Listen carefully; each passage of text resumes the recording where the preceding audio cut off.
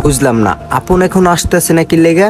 ওর জন্য কতক্ষণ ওয়েট করে আছি, আসে নাকি লেগা এখনো? আচ্ছা, আর একটু ওয়েট করি। দোস্ত, ইয়াস কই রে? ইয়াসরে খুঁজতাছি আমি তো। আজকে সন্ধ্যার গাড়িতে চলে যাইতেছি কেন? ওরে তো আমি খুঁজতেছি অনেকক্ষণ ধরে। তোরে তো কালকে রাত্রি সবকিছু কইলাম যে আমি চলে যাবো, কিন্তু ওরে তো এখনো কয় না। ও কই? ইয়াস কই? ইয়াস আরে আমরা যে জায়গায় আড্ডা দিই না, ওরে দেখছি ওই যেতে বসা। কি বলস মামা? ওই জায়গায় ওরা সকাল থেকে কল দিতেছি, ওর ফোনটাও বন্ধ। এখন দোস্ত কথা হইছে, ওরে আমি যে কেমনে কমু যে আমি চাইতেছি গা, আমার মনটা তো ভালো লাগতেছে না। হঠাৎ করে ফ্যামিলির চাপে আমার টাকা যাওয়া লাগতেছে, কি যে করবো মাথায় কোনো কাজ করতেছে না। আচ্ছা দেখ, তুই আর কইয়া, আর তুই হঠাৎ করে এরকম চলে যাবি গা, আমার কাছে খারাপ লাগে না? তো একসাথে কত আড্ডা দিছি, কত চলাফেরা করছি।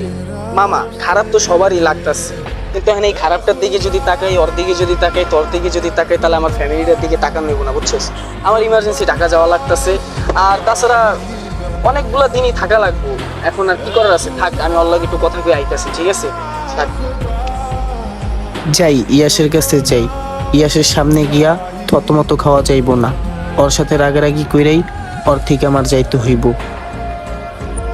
কিরে ইয়াস, তুই এই জায়গায়? তোর সকাল থেকে কতগুলো কল দিতেছি, ফোন তোর বন্ধ। খুঁজতে খুঁজতে আমি শেষ বেটা। ভালো কথা বন্ধু, এখন বাজে বিকাল 5:05। 6টার সময় আমার ঢাকার গাড়ি, আমি ঢাকা চলে যাইতেছি। আমার মনে হয় না অনেক দিন ছাড়া আইতে পারবো, ঠিক আছে? এ বেটা কি করছ তুই? মজা লইতে আসিস তুই? আমার সাইডে কই যাবি? এটা থাবো দিম ধরে মজা লস খায়। সবসময় মজা কিন্তু ভালো লাগে না আপন। ব দোস্ত, বসার কোনো সময় নাই, আমি তোর লাগে কোনো ফাইজলামি করতে আসি নাই, বুঝছিস? আমার হাতে আর মাত্র 55 মিনিট আছে, আমি এখনই বাস স্ট্যান্ড যাবো। তোরে জাস্ট লাস্টবারের মতন বলতে আইছি যে আমি চলে যাইতেছি। কি রে, তুই তো আমার কিছু জানাইলি না, না জানাই হুটহাট একটা জিনিস কইরা লাইলি। ঢাকা যাবি মানে? তো তো আমি আমি এই জায়গা থেকে কি করবো? তুই থাইকে কি করবি ওইটা দেখে আমি কি করবো? দেখ, তুই আমার ছোটবেলার বন্ধু, এই কারণে আমি তোরে বলতে আইছি যে আমি ঢাকা যাইতেছি।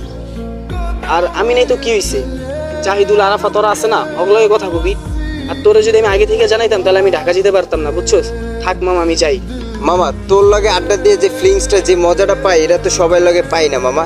তুই যদি যাস গা তাহলে আমার কি হইব? আমি তো এটাই ভাবতেছি, তুই কি আমার সাথে মজা লইতে আসিস না সিরিয়াসলি কইতে আসিস? দেখ দোস্ত, মজা টজা কিছুই মনে করিস না।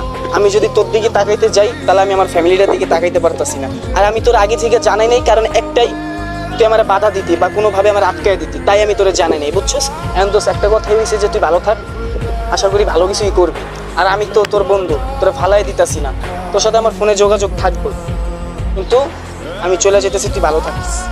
দোস্ত, সবসময় মজা ভাল লাগে না তো বেটা, সবসময় খালি মজা লাগে। ব বেটা এই জায়গা। আমি তোর লগে বারবার কইতেছি কোনো মজা না, আমি টিকিটটা বাসায় রেখেছি, নাহলে তোর আমি দেখাইতাম। থাক বন্ধু, আমার বাসায় সবাই ওয়েট করতেছে, আমি চাই জাস্ট তোর লগে একটু দেখা করার জন্য আমি বাসা থেকে বের হইছি।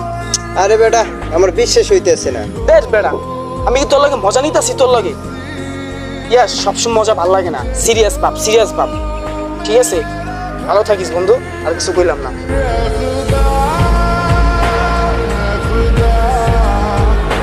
जब बना